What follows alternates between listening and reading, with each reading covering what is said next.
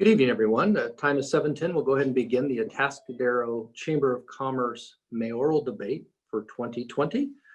I'm Tom Jones. I'm the chairman of the board of directors for the Atascadero Chamber of Commerce. We have over 500 members of this chamber, representing over 5,000 people in our working environment in the North County. So on behalf of them, I welcome you, our viewers, to the debate and our three candidates. Tonight, we're joined by Mayor Heather Moreno and two challengers seeking the office of Mayor of Atascadero, Mr. Josh Donovan and Mr. Jerry Tanimoto. With that, we'll begin our forum in just a moment.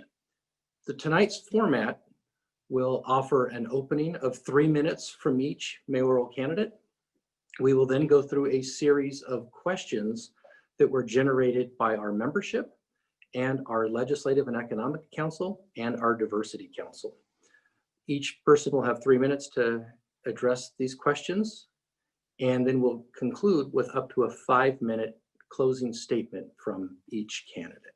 The candidates are aware of the rules and we'll begin in just a moment. I'll tell you, we have over 90 members viewing this live now through Zoom and Facebook Live as well. We will also replay this debate on our Chamber of Commerce website. With that, Mr. Donovan, you have 3 minutes to address the audience and those watching the replay on why you should serve as Atascadero's next mayor. Awesome, thanks Tom, and thank you to the Atascadero Chamber for this opportunity. I see a lot of familiar faces and familiar names on the list, but for those of you that don't know, I'm Josh Donovan, as Tom said. Born and raised in Atascadero. I graduated high school here in 2002, so I'm 36 in case you're wondering. My wife and I are celebrating 15 years of marriage this year, and we have 3 beautiful little girls. You can maybe see them behind me, or their faces are popping onto the Zoom as well. And Atascadero is the perfect place for us to do that. After high school, I spent 6 years in the United States Marine Corps. It was one of the greatest honors of my life to serve our country, and I deployed to Iraq in 2005 and 2006. Post-military, I earned a Bachelor's of Science in Organizational Management, and I have the privilege of serving as CEO of Give Fitness Health Club right here in town next to Vaughn's. And I'm happy to say we reopened our facility today. But we originally opened our gym in 2014, and within the first 2 years of opening, we were awarded Business of the Year from the Atascadero Chamber. I received an international award as one of the fitness industry's top stars under the age of 35. And I have the privilege of serving as executive director of our nonprofit component as well, where we've put upwards of $70,000 back into the community of Atascadero through nonprofit partnerships, but also directly to residents. I've been heavily involved in the Atascadero Chamber. I started as an ambassador and received Ambassador of the Year award. I sat on the board of directors. I've been on the Legislative Council, and I participated in the Leadership North County Class 1. So had the opportunity to take a deeper dive into some of the industries within the North County. And coming off of that, I made an application to the Planning Commission, and I was unanimously appointed to the Planning Commission to serve in 2017, 2018. Coming off the commission, I've spent the last 2 years really contemplating what is the best way for me to make impact in the community.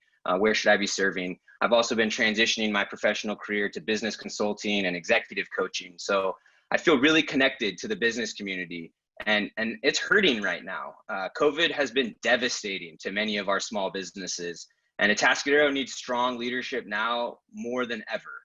And that's what I want to deliver: leadership that is willing to listen to the community, willing to take action, willing to lean into the hard work that needs to be done.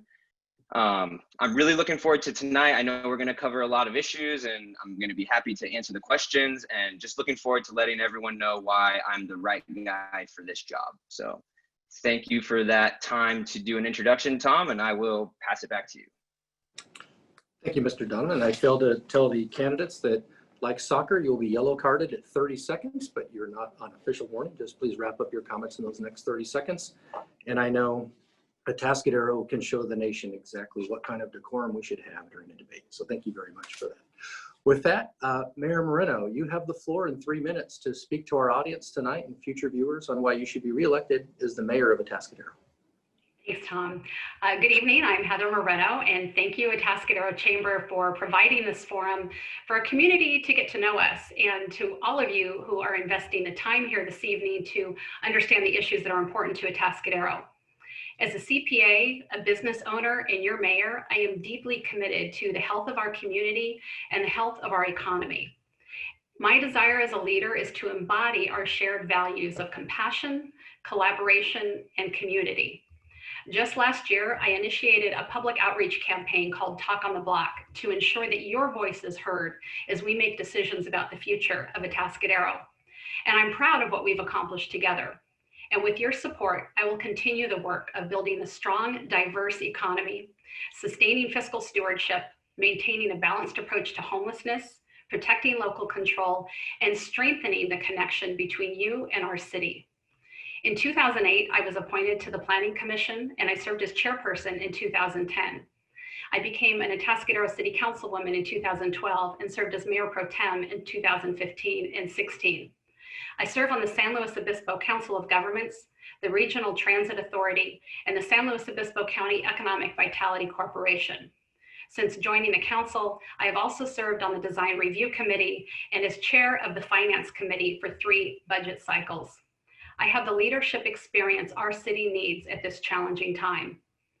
Our thriving volunteer spirit and our strong community partnerships are key to keeping our city vibrant. And that's why, like you, I'm a dedicated community volunteer for organizations like the Atascadero Greyhound Foundation, the Friends of the Atascadero Library, and the El Camino Homeless Organization. When we serve our community, we prosper together. And I look forward to engaging in the issues with you this evening. Thank you. Thank you, Mayor Moreno.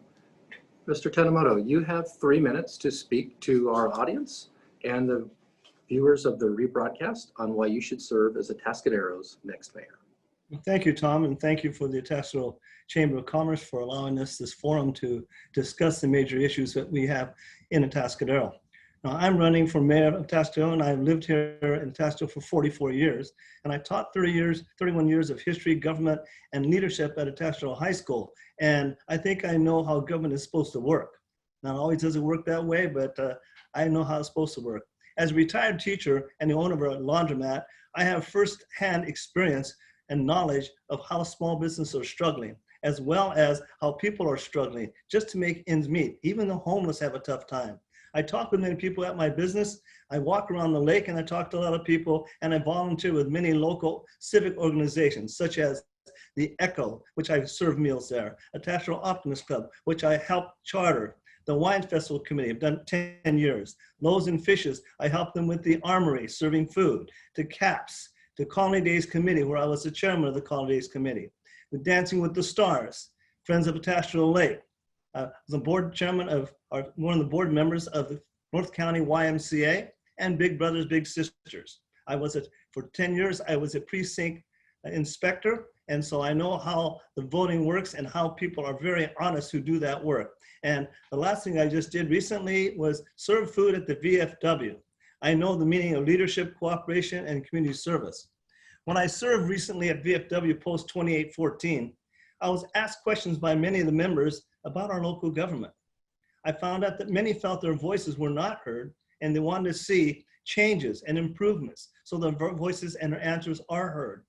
I told them that I would continue to listen to what they had to say and to express their concerns to the city council. I invited them to continue to ask questions of their civic leaders. With everyone's ideas, we can make better decisions and solve many problems together if we work for a better future. I can be that ear to listen, that voice to be heard, and the mayor to open communications with everyone. Our businesses are struggling, and we need to build our economy so the children of this community have opportunities for jobs, available housing, and enjoy the vibrant city. We need to support our local police and fire departments to ensure our public health and safety. As a member of the chamber and the voice of the Greyhounds, I would like to be the voice of Atascadero. Thank you. Thank you very much. So for our first question, which again was generated by either our councils or our membership at large, the first question will go to Mayor Moreno on a rotation. And Mayor, what do you see are the most pressing needs that face the city of Atascadero, and how will you address them should you be reelected in the next term? So I see the most pressing need as diversifying our local economy. And this is one where the amount of good paying jobs is on par with our housing supply. So more jobs equals more success for our retail and restaurant sector, and that encourages more businesses to locate here, and you generate some momentum. Some things that I have done, I convened stakeholders that resulted in bridge work, that first co-working space in the North County that you as the chamber are heading up. And we so appreciate that. It's provided much needed office space for business professionals. We also needed a fresh solution for our last vacant major commercial area. So I brought together investors and business owners to reimagine Del Rio. And we've now approved the specific plan to allow for more than 200,000 square feet for tech and light manufacturing businesses. And this will bring good paying jobs to Atascadero. The revised plan also provides visitor serving opportunities. And the really cool thing everybody loves, we removed the need for the roundabouts. So no more roundabouts, and that has decreased road improvement costs by 75%. So in order to do further economic development, I will continue to partner with the Economic Vitality Corporation. Our responsiveness when they reach out to us for business opportunities is second to none. And we've had companies locate here because of our flexibility and our swiftness. I will build on our success. We must expand our connectivity. I advocate for leveraging our SB 1090 funds, and we'll work with local partners for a regional strategy to obtain funding to bring broadband to Atascadero. When it comes to housing, our city consistently provides the necessary entitlements in our housing element to meet the regional housing needs allocation from the state. We make it easy for developers to build housing for all income levels. In the last RENA cycle, we built the housing in Atascadero exceeded our state targets by more than 25%, including 50% of the affordable targets. And much of our housing supply is already affordable for our county. And during our general plan update next year, we will begin the process. And during that, we will review opportunities for zone changes to provide even more. Short term, one of our pressing needs, of course, is helping businesses in the community recover from COVID-19, and that is critical. We must provide ongoing communication, keeping up to date on available resources, and being flexible and look for opportunities for funding and be creative in how we do things. Thank you.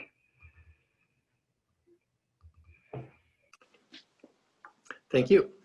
And we'll also allow for timekeeping for about 3 seconds for people to mute and unmute tonight, because this is our new world, right? There's like a 3 Mississippi or 3 Atascadero between each answer and each pause, right? So with that, Mr. Tanimoto, I'll repeat the question for you. What do you see are the most pressing needs that face the city of Atascadero, and how will you address those issues should you be elected as mayor? You have the floor and you have 3 minutes. Thank you. I think there are actually 3 things that are connected to each other. One is the reducing the homeless situation in Atascadero. That is tied in with the police force, and it's tied in with the mental health community, because all 3 need to work together to help reduce the homeless situation. Not that all the homeless people have mental issues, but enough of them do. And without some support to the police, by having more people hired as personnel, and also having the mental health community help out in partnership with the police. And what I'm saying is that there are many students at Cal Poly who are interns in the area of criminology, victimology, psychology, that could partner with the police and go with them to visit these homeless people that are occupying areas like the Sunken Gardens and that area. And if we can have some of those people work with our police and have more police added to our personnel, that would really help, because I don't think a lot of people realize that there haven't been any new officers really added to our police force in a number of years, probably 25 years. And also that our police get paid less than they do get paid in Paso and San Luis. And that's hard to keep good people working here. And they can't have make a living when they make less money here, so they move. And we train them and they move, and that's kind of tough. And the other part is that if we have the mental problems we have with some of the homeless, and we can have some of these other people, like the people who are trained for at the state hospital, psych techs. Many of them are retired here locally, and they could be another resource we can use, as well as the interns from Cal Poly. And if we can reduce that situation, that's going to really relieve a lot of pressure downtown and allow people to say, I want to go downtown to go shopping, because many of them are very fearful of going downtown because of that unfortunate situation. And like Officer Haley said, Captain Haley, he said that the problem is we have transients as well as homeless. They're two different groups. The transients, they can't help unless they're asked, and they can't do anything about arresting unless they've committed a crime or there was a victim. Whereas the homeless, we can help in so many ways by giving them to go to ECHO or transmission mental health, those kind of things we really need to work with. And I think with the people in our community, they can really help out. Thank you. Thank you. And Mr. Donovan, you also have the floor in 3 minutes, and to repeat the question, what do you see are the most pressing needs for the city of Atascadero, and how will you address those should you be elected mayor? All right. Thank you, Tom. In my opinion, the most pressing need in Atascadero and our state and everywhere right now is COVID, and us needing to get open and get businesses back in business. I think that we know enough about the virus now to where we can do that safely. And I would advocate for our leadership coming out and partnering with the business community and really figuring out what we can do to get past COVID. And I say that way instead of going back to normal, because I don't think there is going back to normal. We are going to be in the phrase I don't love, but the new normal. And we need to be planning for what business is going to look like in this post-COVID world. So to me, that is the absolute most pressing issue. Right, really close with that, in line with getting businesses back open, is just the strong economic development. We need to get people spending money in Atascadero. There's been this kind of long-standing, notorious reputation that Atascadero is difficult to work with, that we, roadblock projects and have needless red tape. And I think that that's something that we can shift. We shift that with a different approach, different reputation, and different leadership, new leadership. I don't disagree that homelessness is a very big challenge for us right now and something that absolutely needs to be addressed. Might differ a little bit in the strategy of addressing that. Adding officers and interns doesn't really help address the root issue, which is we can't legally displace daytime campers in downtown or high visible areas. We need to have a location that we can direct those people toward in order to be able to help move them along. So I'd be very interested in exploring the use of our community development block grants, the CDBG money that is available to us. And those funds are earmarked for homelessness, beautification, and blight.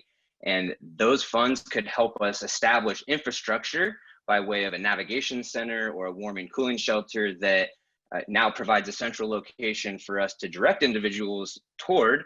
And then we can bring in county mental health and other nonprofit partners and partner at that location to provide services for the individuals that are ready to make a change or get into housing or just get the services that they need. So getting open post-COVID, top priority, developing a retail base in Atascadero and really getting our residents to spend money in Atascadero, spend their time and money in our town. And then coming up with a true regional strategy for the homelessness issue. So thank you. I see that yellow card. Thanks, which still you have 30 seconds for, but thank you. With that, we move to the second question for tonight. And Mr. Tanimoto, you'll have the first opportunity to answer that. That is, how do you see yourself as the mayor of Atascadero furthering the work of diversity and inclusion in city actions? You have 3 minutes and you have the floor. Thank you. That's a good question. I mean, as a minority in this community, which I have been since the last 40 years, I understand that we do not have the amount of diversity like most cities do. And I hopefully will try to encourage other people to apply for jobs such as city council or apply for jobs to bring businesses here. We as a community are not very diverse, and that's okay. But being on the other side of the fence, being a person of Asian descent, I know what it's like in terms of racism. I've experienced it here in Atascadero. Many of you haven't because you don't know where I'm coming from. But also you have to understand that my parents during World War II were put in a concentration camp for 3 years during World War II. And many of you don't know that. And that was established by the United States of America. And they got moved out of California to a place called Arizona for 3 years, lost everything, homes, goods, everything. 48 hours they had to move. And so I understand where my parents came from in that respect. And I understand that we need to help people of all different areas to feel comfortable in Atascadero, that they will be listened to, treated equally with respect. And I think most people in Atascadero are very good with that. But as we noticed, there is racism. We saw it on one of the videos by one of the members of this community. And that tells me that this is not something that we just can overlook. It does exist, and we need to be prepared for that. And that's why I think we need to make sure that we have the police force enough to make sure that things are going to be calm and cool and collected and not to be taken for granted, because we have a tendency to be that way. We're very complacent. We have a great community, but we also need to be aware of the diversity. And leadership is basically diverse sensitivity. And I think many people need that kind of training. And I myself, I probably need that same kind of training. And I'm not hoping that people will understand where I'm coming from. So I look at things a little bit different than most people when it comes to interviewing people, understanding where they're coming from, their culture and background, and appreciate and respect their particular mores and values. Okay. Thank you. And with the rotation, Mr. Donovan, you now have 3 minutes on the floor for the same question. And to repeat it, how do you see yourself as mayor of Atascadero furthering the work of diversity and inclusion in city actions? All right, thank you, Tom. I think first and foremost is we need to acknowledge that this is a topic we should be talking about. And diversity and inclusion is not just a race and ethnicity issue. Diversity comes in many different forms: upbringing, background, experience, gender, sexuality, political preference. That is all diversity. And we need to acknowledge and respect our differences and not ignore them. I think that one of the biggest issues right now is just this idea of cancel culture. And if we don't agree, then we don't exist and we don't want to have conversations. I think that's a wrong approach, and we need to, in acknowledging and recognizing our differences, we need to approach the situations with empathy and an intention to understand, right? Brene Brown defines empathy as being willing to believe someone's story the way they tell it, not the way that I believe it to be true. And we have demographics in our community that are not feeling included. And Jerry's right, we don't have a very diverse community, but there are demographics of all the groups that I just described within Atascadero. And some of those people are hurting right now. And they're hurting because of things that the rest of us are doing. And that's an intentions versus impact conversation. We may not have that intention to hurt people or make them feel unincluded, but it's being received that way, and that's the impact. So I think first and foremost is we need leadership willing to stand up and have these conversations and say, what can we do as a city to make sure that everyone that lives here feels included and feels a part of our community? That comes honoring all of our history, recognizing all of our history. We can't just pick out pieces that work for our narrative and what we want to say. There's the founding of Atascadero. There's some issues that we need to address on the diversity and inclusion front and have some conversations about the impact on people. Are we willing to explore rebranding and renaming our Colony Days Parade based on the fact that it might exclude some groups or that it might impact them that way? I don't know the answer to that, but I know that we need to be willing to have the conversation and foster collaboration and bring different groups in so that we're getting a diversity of opinions in that process. So I think my biggest piece there is that the idea that diversity and inclusion covers many different forms, not just race and ethnicity, and that we need to be looking throughout all of Atascadero to see every walk of life. So thank you. Thank you, Mr. Donovan. And Mayor Moreno, you now have 3 minutes on the floor. And to repeat the question first, how do you see yourself as mayor of Atascadero furthering the work of diversity and inclusion in city actions? Thank you, Tom. First of all, in situations like this, we must always come from a place of compassion and a desire to understand. And so from a policy level, at a city level, Atascadero implements policies to ensure that every member of our community feels valued and feels respected as a resident and even those who are visiting us. And we must continue to dialogue with our community on these issues that are important to them and look at where we do need to take action that evolves us to where we need to be in the future. It is important for us to take responsibility for the history we're making now. So something I would love for all of you to know is that on our agenda this month is a resolution which both Councilmember Funk and I have been collaborating on together.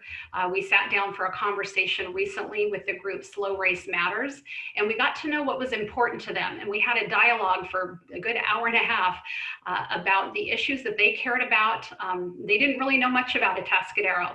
They admitted they were from San Luis, didn't really know much about us, but we had a very good dialogue, and we found out what was important to them was a show of solidarity, and we were coming forth with a resolution.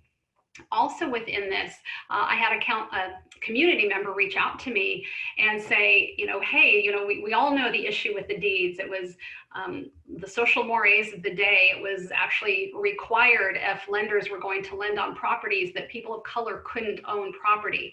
And today we find that morally reprehensible.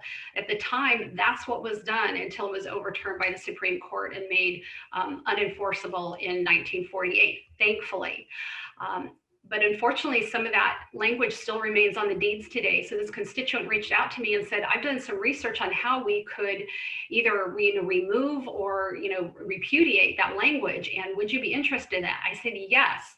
And so had an ongoing dialogue with two constituents about that. And we've wrapped that into the resolution. And so this resolution is going to resolve that the city commits to make Atascadero a safe, inclusive, and welcoming community for everyone, and to facilitate the voluntary citizen action to redact or repudiate racist and discriminatory verbiage from their property deeds.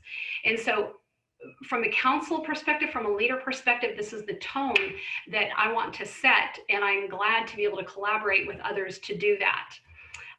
As you know, if you're here, that our chamber has a diversity council, and I fully support their efforts towards diversity and inclusion and looking at some topics that are new to a lot of us. And I'm really proud that our chamber was already having these conversations well before the issues that began this year nationally. Thank you.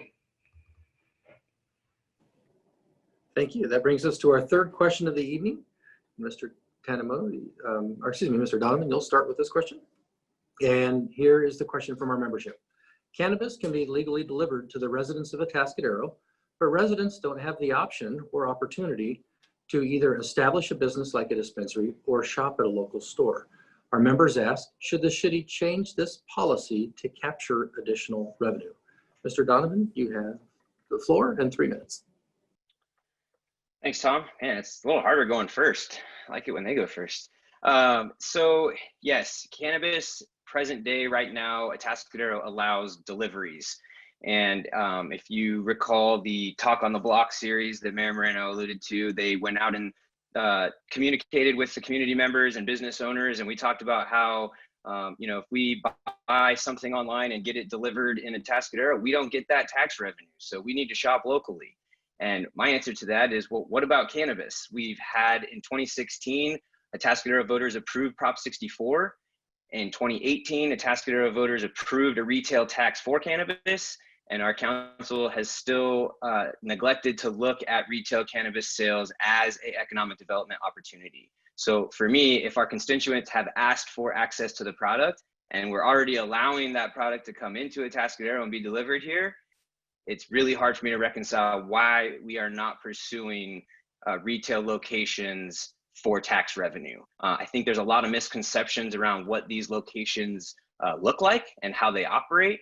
I visited them, I have patronized them, and it's a very high-end experience with a lot of security. It's very safe, and Prop 64 does a lot of the heavy lifting for us in regard to designating locations and where retail dispensaries couldn't go in proximity to schools and churches, and that covers our downtown area primarily. So I think there's locations that we could identify probably on the north or south end of town where we could have retail dispensaries available and capitalize on the tax revenue that, in my opinion, is low hanging fruit waiting for us to go and grab. So yes, I am an advocate of retail cannabis sales, but primarily for the reason that Atascadero voters have spoken on it.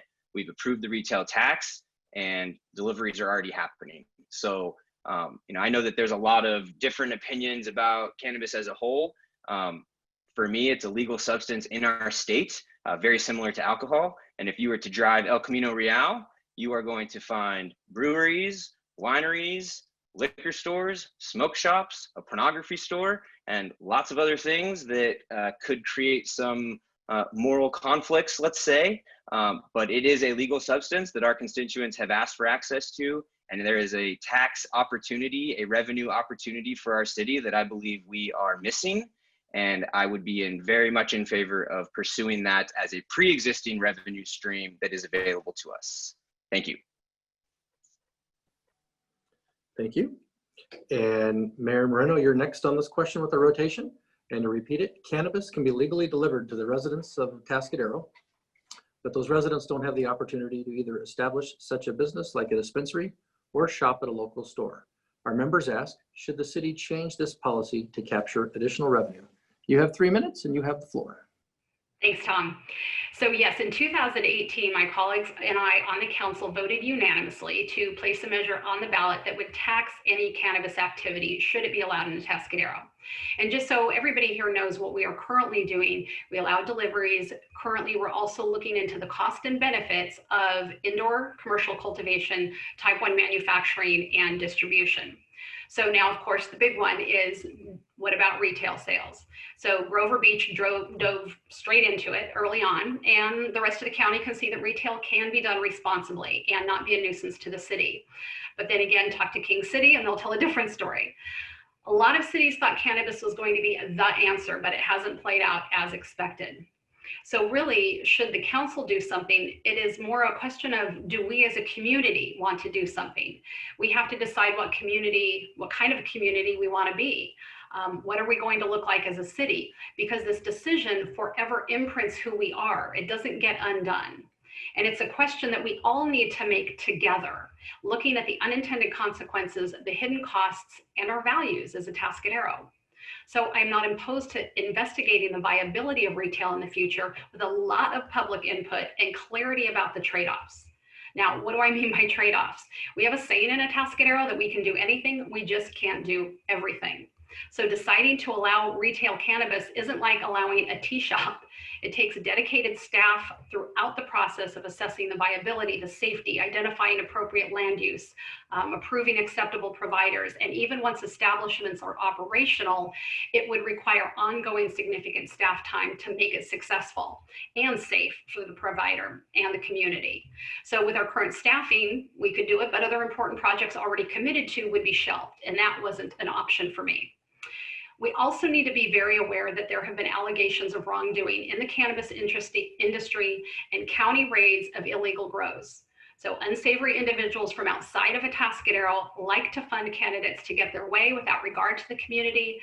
And we need to face it, that cannabis has been underground for a long time and not everyone desires it to be above ground. So we need to be cautious when and if we move forward. Thank you. Thank you. And Mr. Tanimoto, you'll go last on this question with our rotation. And to repeat the question for you, cannabis can be legally delivered to the residents of Atascadero, but residents do not have the opportunity to either establish a business like a dispensary or shop at a local establishment. Our members ask, should the city change this policy to capture additional revenue? You have 3 minutes and you have the floor. Thank you. I think it has a lot to do with the fact that the community should have a choice of making the decision whether we want to head forward with that situation, because like Heather was talking about, it has to do with people's value systems. If they want to do that, then it's fine. If they don't, then we have to go with whatever they feel is fair and safe for our community. Now, that one thing is, if it is passed, is there a conflict of interest that might be on the city council? Well, I don't know. And that's why I'm wondering about this whole cannabis situation, because it is legal, yes, like you said, to be delivered, but not sold here. And I think that's up to the city council and the city to decide if that's what they want to do. If they want to sell it here, then that's something that we as individuals don't have control over, but the community does. And so anyway, as far as the retail part of it, yes, it's going to bring money into Atascadero, but how much of that money is something that people are going to be happy with in terms of where it's coming from. I'm not sure, because I don't know everybody's value systems and how they feel about it. And I think it's important that we have a discussion with the people in this community and bring up all these issues and say, okay, how do you see this? Do you see this as something economical? Do you see this as something crossing lines of morality or whatever? And it just, to me, it's one of those things where people of this community want to discuss. They want to know, express their opinions. And we, as a city council and city, need to hear their desires. And we're not talking about just the people who want to put it here, but people who may not want it here. And that's a tough situation. It really is. And has to do with the land use and all those kind of things that I know Heather is more knowledgeable about. And she's right, because we're not sure where this is going to go. And I think we need to make sure that there are no conflicts of interest in terms of on the city council or in business. So we'll have to wait and see how this goes. Thank you. Question 4 begins with Mayor Moreno. And question 4 is, the voters of Atascadero are facing an important decision on the November ballot. Measure D20, a 1% sales tax increase to fund services for city residents. Do you support this measure? Why or why not? Mayor Moreno, you have 3 minutes and you have the floor. Thanks, Tom. So in the last year and a half, we've held 20 public meetings discussing the budget, the financial statements, and the possibility of a ballot measure. And I stand by the 5-0 council decision to place the one-cent sales tax on the ballot. It's a very important decision, and it belongs with the voters.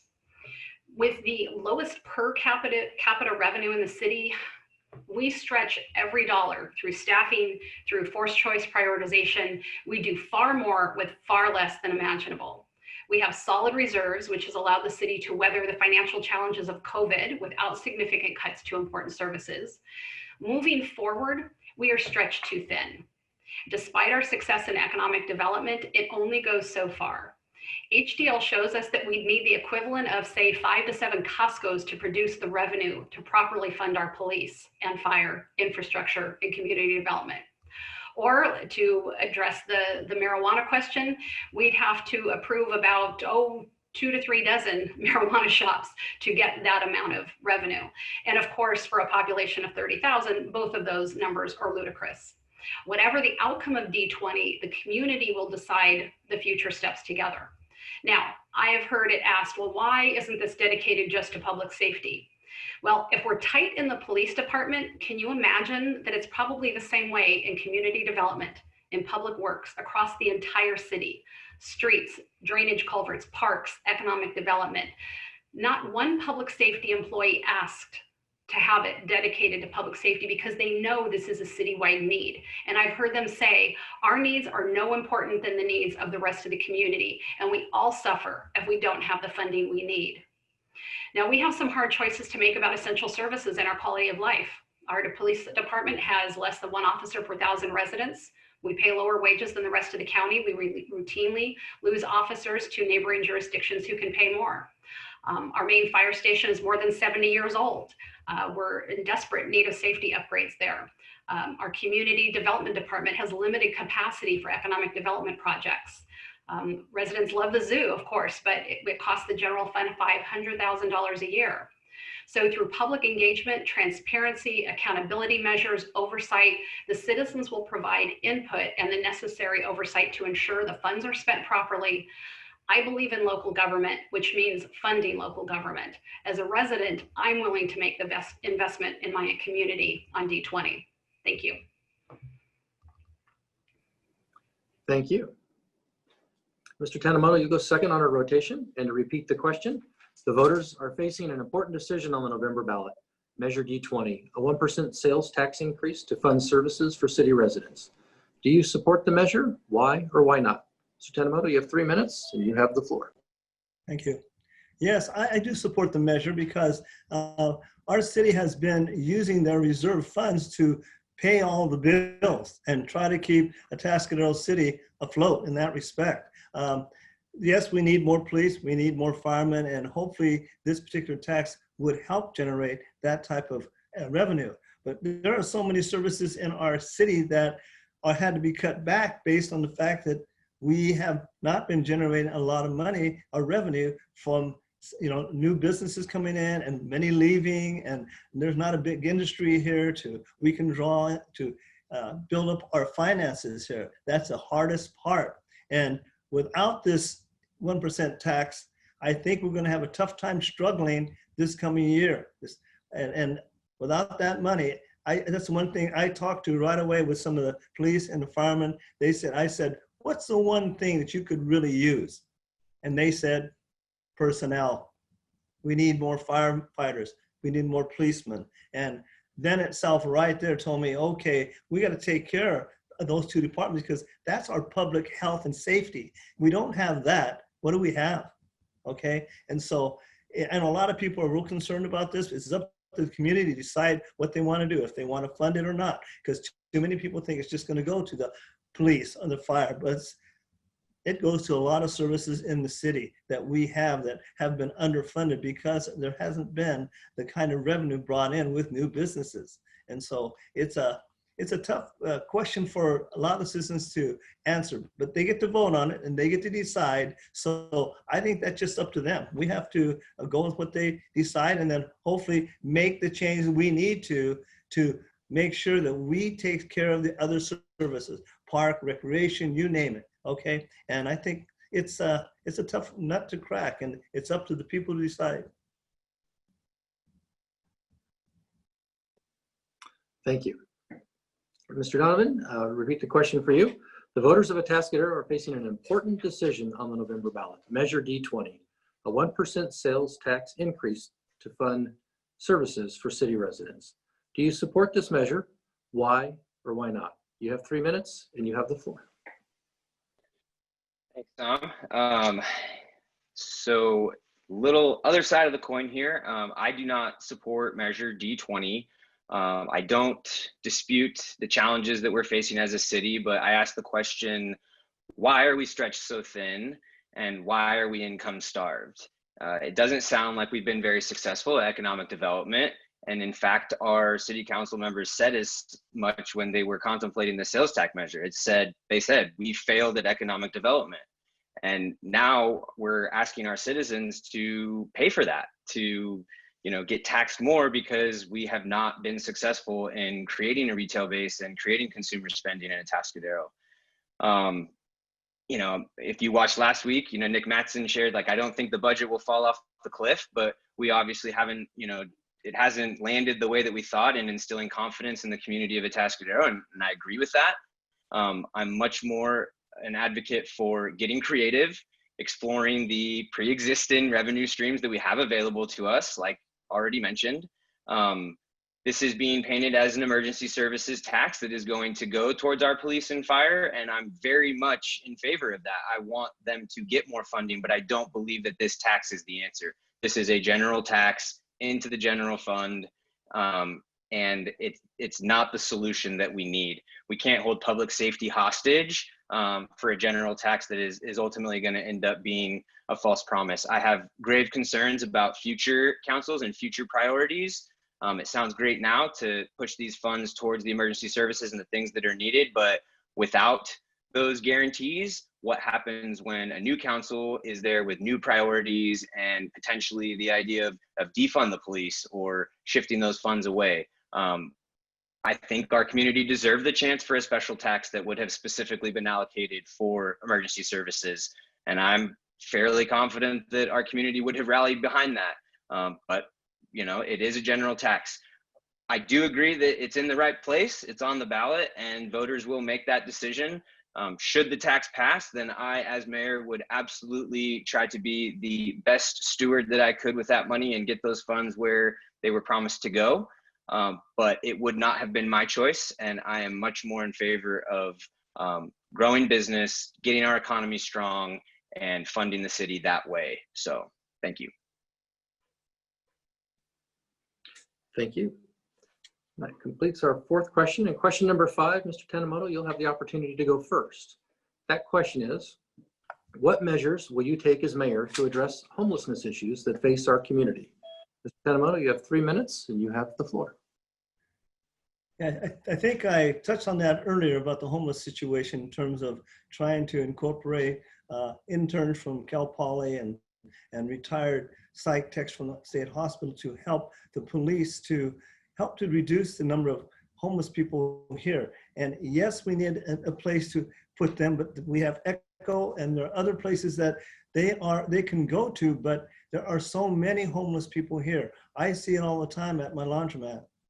A lot of them want to come in and stay in, especially in wintertime. They want to stay inside, and I can't have them sit around and lay there because I have customers who want to use it, especially females with their children. And so I understand that they need someplace to go, and we need to help that situation by hopefully supporting the police with partners from the mental health area, whether it's county mental health or the interns we can get or the psych techs that are retired that can work with our police and maybe take the pressure off of our city by doing that and help these people at the same time. Maybe not be homeless because maybe in their situation, they've lost a job or whatever and have had to move because they couldn't afford the rent. Well, we need to help all of the homeless people we can, but it's a big challenge. It really is. And for our city council to come up with ingenious and creative ways to deal with this problem. And every city has a problem. So if we can work with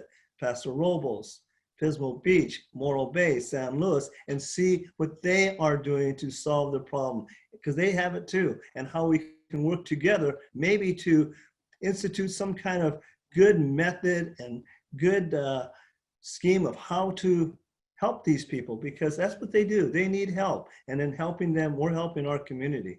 So, thank you. Thank you. So Mr. Donovan, you're next on this question.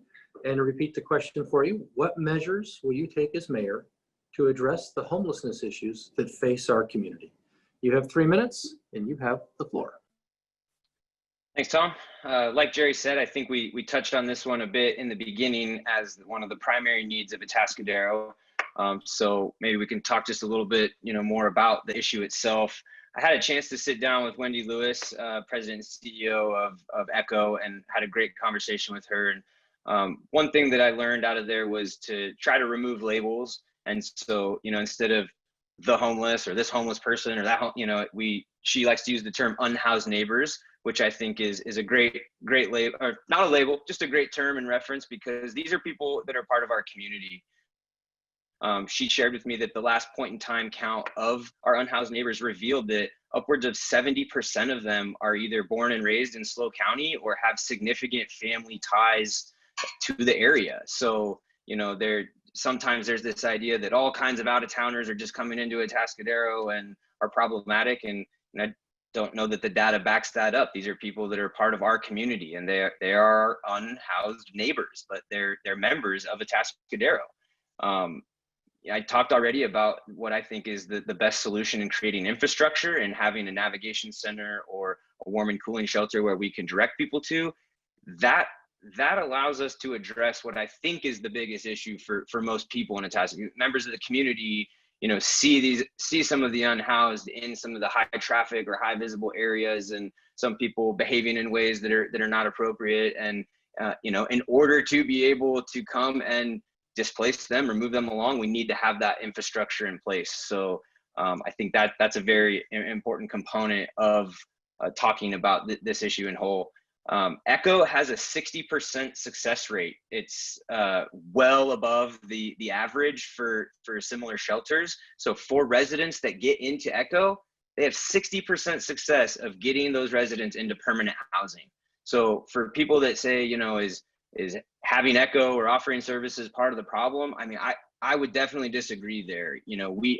Echo is a huge resource to our community. As mayor, I would want to partner with them even more.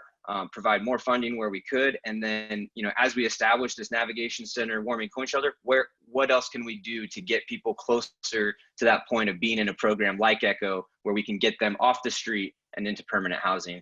This is not an issue that's going to be going away anytime soon, so it's not something that we're going to solve. It's how do we provide resources, how do we mitigate the issue, and how do we prevent another bubble? Because as COVID is going to have the ripples, I think we're going to see more people that are challenged to stay in housing. So yeah, Thanks, Tom. Thank you. And Mayor Moreno, you are the last to go on this question. I'll conclude our questions for the evening. So prepare yourselves for your closing statements. That'll be up to 5 minutes. So Mayor Moreno, what measures will you take as mayor in your next term, if you were elected, to address the homelessness issues that face our community? You have 3 minutes and you have the floor. Thanks, Tom. So we have to first start out by realizing that the unsheltered are not a homogeneous population. And for to make positive strides, it requires a balanced approach and one that always has to start with compassion. So some people in our community find themselves homeless, and most often they're seeking out assistance and looking for where to find that assistance. And Atascadero is a community that provides that help to those in need and treats people with that compassion. So of course, we've talked about Echo tonight. They're the only homeless shelter in North County. We on the council approved Echo to increase to 60 beds and add 24/7 support for their clients. So that was a big win recently. We provide them with the CDBG funding for capital improvements and for operations. So my opponent's talking about a navigation center for homeless to go to during the day. You're assuming one that the homeless that we have, the transients that we have the issue with in the downtown would actually want to go to a navigation center, and the CDBG funds would be a fraction of what the day center would require for not only the infrastructure to get it going, but ongoing operations. We also have Transitional Food and Shelter, which operates the medically fragile homeless program and the Atascadero Warming Center. And as mayor, I successfully advocated for grant funding for both of those organizations to help continue their important work for those most in need. At the same time, we also have to recognize and fight against criminal activity. So we have transients that will come to the attention of law enforcement, often quite serious in nature: assaults, theft, narcotic usage, other misdemeanors, vandalism, urination, defecation. Most recently, we had a felony robbery against another underprivileged individual downtown. And another one that was coming at an officer with a deadly club. So we have to understand that how we approach enforcement, first of all, is from a person-centered lens. We give warnings, we start with compassion, but the true criminals in the transient population need to be dealt with appropriately, because these individuals also prey on the weak within that population. And we need to make sure that we're protecting those that are most vulnerable. It's very important that we build partnerships and rely on each other to address these issues. In Atascadero, we really take the bulk of the responsibility for homeless in North County. We do have a community action team member for the past year and a half who is basically a mental health worker who is embedded with law enforcement to help get people off the streets and into housing. And it's a program that's seen some success. Unfortunately, some people refuse that. What I'd like to see if D20 does pass, could we increase that touch that we have? Could we have a social worker more often going out with an officer? Because I think that as you build trust with individuals, they may become more likely to accept the help that's offered to them. Thank you. So I would like to expand that program if possible. Thank you. Thank you. And with that, we move to our closing statements for the evening. So each candidate will have 5 minutes to address the audience and the viewers of the rebroadcast. Mr. Donovan, on the rotation, you go first. You have 5 minutes and you have the floor for your summary remarks for tonight on why you should be Atascadero's next mayor. Yeah, 5 minutes is a lot longer than 3. Well, I just want to say thank you to everyone for this opportunity. It was my first time doing anything like this. We had over 100 participants, and I'm sure there's more on Facebook Live. So this has been a great privilege. I'm excited for the next month as we get to November 3rd and the election date. I'm not a politician and I don't have political aspirations. I love Atascadero. I'm born and raised here, and I'm passionate about this community. I've served it in lots of different ways throughout my life, and I'm just looking for the next way that I can make impact in the community. If who I am and what I stand for resonates with the voters of Atascadero, and I'm given the opportunity to serve as mayor, then I would be honored to humbly take that position. We talked about, I think, all the hot issues that are important to everyone. You know, when we talk about that sales tax, I want to reiterate that I don't think we're in the immediate dire situation that may be being painted out there. I think we have some time. I think we can get back to our roots and economic development, but we obviously can't keep doing what we've been doing, right? Like it hasn't been working. So yeah, I'm excited for this opportunity. I think final words would be, there may be a narrative out there that I lack experience. There's been kind of this long-standing, strange narrative in Atascadero when it comes to politics that there's like an expectation you do the job before you have the job. And that hasn't been the case for me. I just want to assure everyone that I do not lack experience. I have quite a bit of experience in Atascadero. Like I said, I've served in many different ways, and I feel like I know our people. I have experience in extremely difficult, challenging, stressful situations as a Marine Corps veteran, as a CEO and business owner, as a husband, and oh yeah, father of 3. That gives you some experience there. Girls, by the way, all girls. But I have experience leading people, collaborating to develop creative solutions, to develop creative solutions and then executing them. I pride myself in being an executor and putting steps to ideas and plans. So I would be excited to bring my business experience that has included making very difficult decisions and generating income when it's not easy to do. That's what I do. So I'm up for the challenge. I want to deliver and provide the strong leadership that I think Atascadero deserves.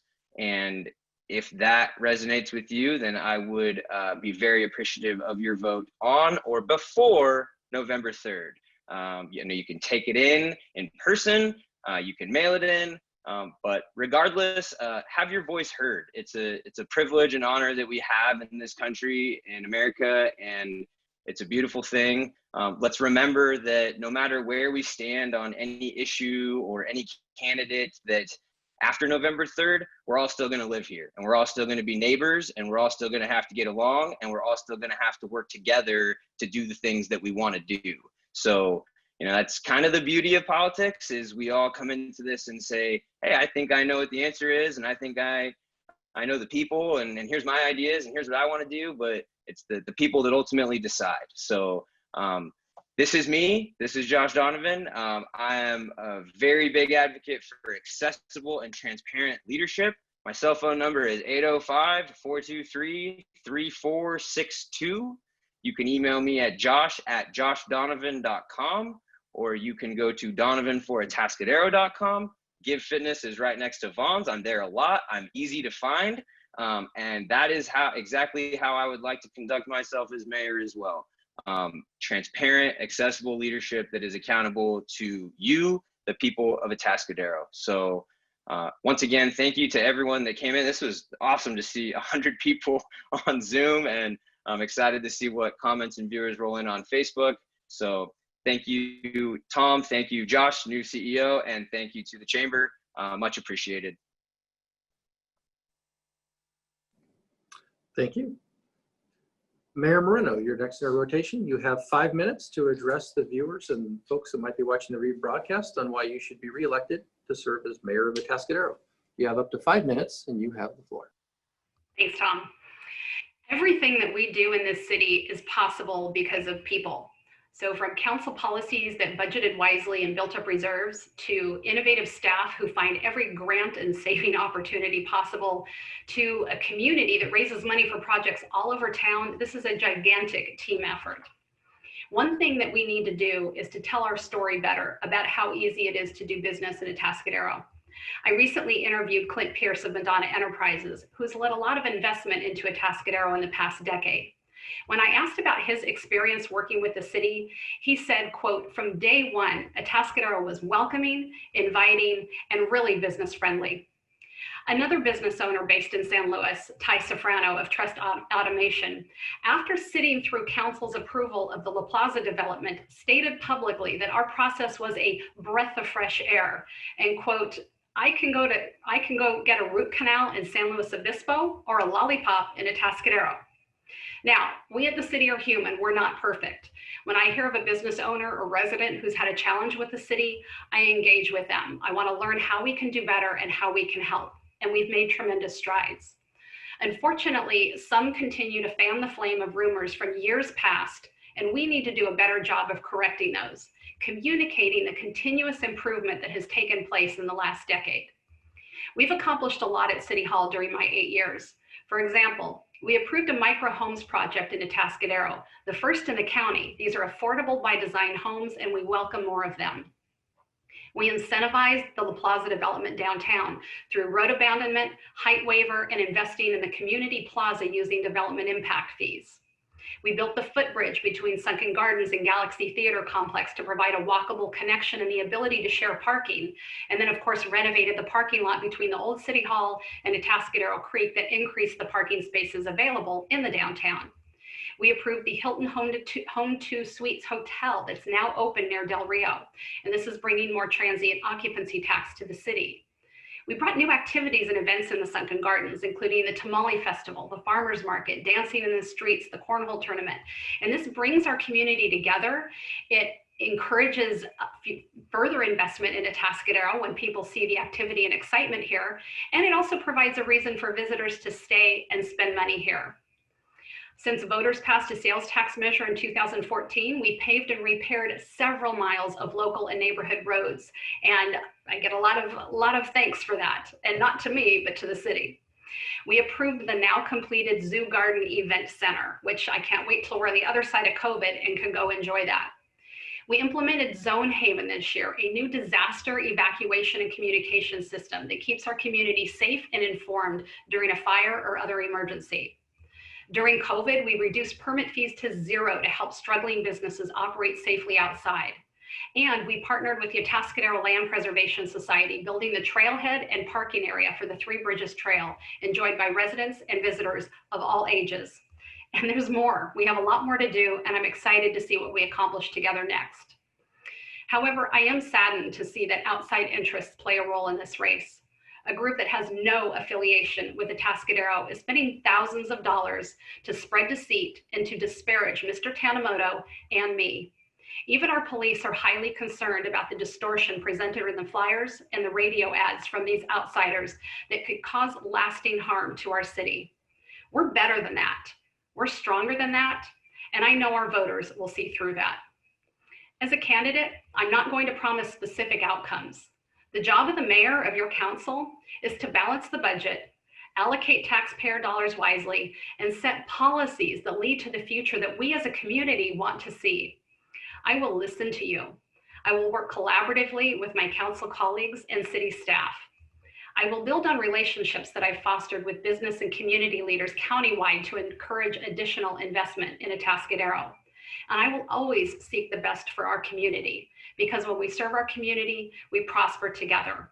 It is a privilege to be your mayor, and I would be honored to have your vote for re-election.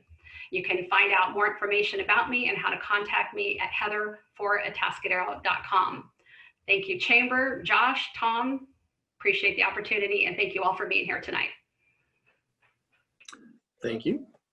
And Mr. Tanimoto, you have the opportunity to speak to our membership, our viewers, and folks watching the rebroadcast for up to 5 minutes on why you should be elected to serve as Atascadero's next mayor. You have 5 minutes and you have the floor. Thank you, Tom. I appreciate it. And thank you to the Atascadero Chamber again for providing this forum. As your mayor, I will work hard to listen to your concerns and communicate your ideas and implement protocols that are successful and viable for our community. As your mayor, I will work with everyone to get things done, to get items on the agenda, and to discuss how we can bring businesses into our town that will sustain our economy, provide jobs, and provide affordable housing and a fiscal, responsible, and accountable city government. As mayor, I will try to find a solution to the homeless situation. That's a difficult one, but I think if we work together, we can do it. As your mayor, I will increase funding or try to increase funding for the police and fire department personnel, because we know we need that, and we just have to figure out some way to adjust our budget so we can help these people and help our community. As your mayor, I will fill the vacant buildings and bring new business to town. We have so many vacant buildings, and there has never been a solution to fill those. And we're wondering, a lot of people are asking me, why are they empty? What can we do to fill them? And those are good questions.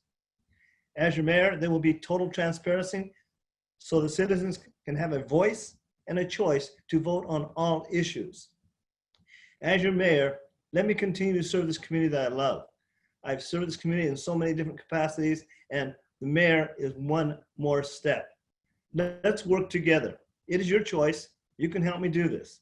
You can go to my website, www.tanimotoformayor.com.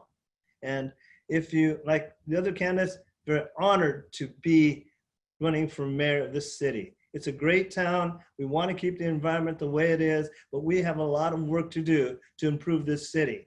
And we just want to make it better. Both candidates feel the same way. They are invested in this community for their children, their friends, everybody. And I want to see the same thing. So please, when you go to vote, please vote for me, Jerry Tanimoto for mayor. Thank you. Thank you. And I'd like to first thank our volunteers again and our membership for the Chamber of Commerce for putting the questions together for us through the submission process. I'd like to thank our three candidates tonight. While you certainly didn't agree on every issue or most issues, you certainly agree on how to conduct yourselves, and I thank you for that. On behalf of the Atascadero Chamber of Commerce members, I thank you for your participation in tonight's mayoral forum for 2020.